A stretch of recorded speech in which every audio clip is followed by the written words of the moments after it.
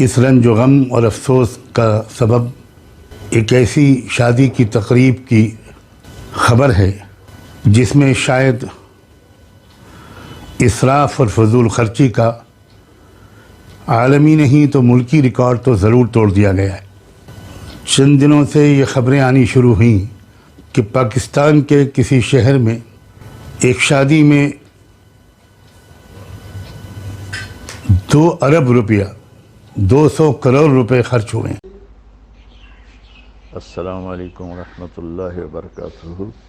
جناب محترم حضرت مولانا سجاد نعمانی صاحب، ذاکر کے ذریعے پتہ چلا کہ اللہ تعالیٰ کے فضل و کرم سے آپ اور اہلیہ محترمہ دونوں کرونا سے بعافیت شفا یاب ہو گئے۔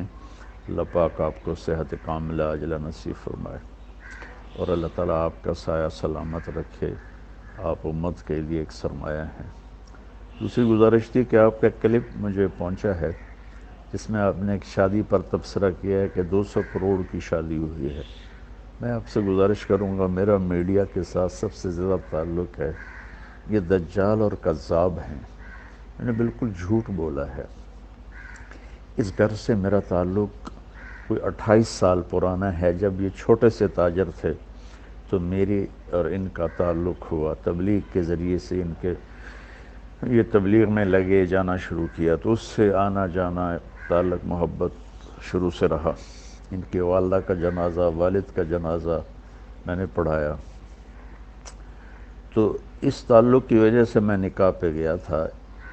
میں نے ان سے پوچھا جب یہ خبر پھیلی کہ 200 کروڑ کی شادی، تو انہوں نے کہا مولانا ہماری صرف ٹوٹل 10 کروڑ اس پہ لگا ہے اور یہ 200 ارب بالکل بکواس ہے۔ ان کا بیٹا آگے میرے بھتیجے کا بہت قریبی دوست ہے۔ پھر یہ بھی خبر تھی کہ 10 لاکھ مولانا طارق جمیل کو نکاح کا دیا ہے۔ مولانا اس سے بڑا جھوٹ اور کیا ہوگا؟ پھر آپ نے ایک حدیث کوٹ کی، بیس الفقیر علی باب الامیر۔ اللہ کا شکر ہے، اللہ نے مجھے ایک اچھے گھر میں پیدا کیا۔ اللہ تعالیٰ مجھے بڑے بول سے بچائے، عجب سے بچائے، اللہ مجھے تکبر سے بچائے، تقابل سے بچائے۔ اور اللہ تعالیٰ نے خوشحال زندگی عطا فرمائی۔ ہم جدی پشتی ذمہ دار ہیں اور اللہ نے اپنا فضل فرمایا کہ مجھے اس راستے پر پھیر لیا، اس کا کرم اور احسان ہے۔ تو میں تو اپنے تعلق کی وجہ سے گیا تھا اور مجھے بھی وہ منظر اتنا اچھا نہیں لگا، لیکن جو کہا جا رہا ہے کہ 10 کروڑ 2 ارب کی شادی ہوئی اور مولانا طارق جمیل کو 10 لاکھ دیا گیا، یہ سب جھوٹ ہے۔ حضرت آپ میڈیا کی خبر پر کبھی کوئی تبصرہ نہ کیا کریں، کبھی کوئی کلپ ریکارڈ نہ کروایا کریں، یہ 95-99% جھوٹ بولتے ہیں۔ تو اس لیے مجھے تو ان محفلوں میں جانا ہوتا ہے۔ ہمارے اکابر میں شاید ہی کوئی طوائفوں کے پاس گیا ہو۔ مولانا میں طوائفوں کے محلے میں جاتا ہوں، میں ان کے گھروں میں جاتا ہوں، وہاں بیٹھ کر ان سے بات کرتا ہوں۔ میرے تلمبہ شہر میں طوائفوں کا ایک محلہ ہے جو تقریباً 200 سال پرانا ہے۔ 1818 میں اسے رنجیت سنگھ نے قائم کیا تھا۔ میں ان میں 10 سال سے محنت کرتے کرتے کرتے یہاں تک لایا کہ میں نے ان کے وظیفے مقرر کیے اور ان سے برائی چھڑوائی۔ 40 لاکھ مہینے کا میں ان کو وظیفہ دیتا تھا، چونکہ کوئی 235 لڑکیاں تھیں جو یہ کام کرتی تھیں۔ تو اللہ کے فضل و کرم سے مجھے تو مولانا ہر جگہ جانے میں کوئی عار نہیں ہے، چونکہ مجھے تو پیغام پہنچانا ہے۔ تو اگر میں طوائفوں کے پاس جا سکتا ہوں، مجھے کوئی اس میں عار نہیں، تو میں وہاں بھی جا سکتا ہوں جب مجھے اللہ کی بات ہی کرنی ہوتی ہے، اور کیا کرنا ہوتا ہے۔ تو اس لیے یہ ایک اختلاف رائے ہے، نہ کہ کوئی مخالفت ہے۔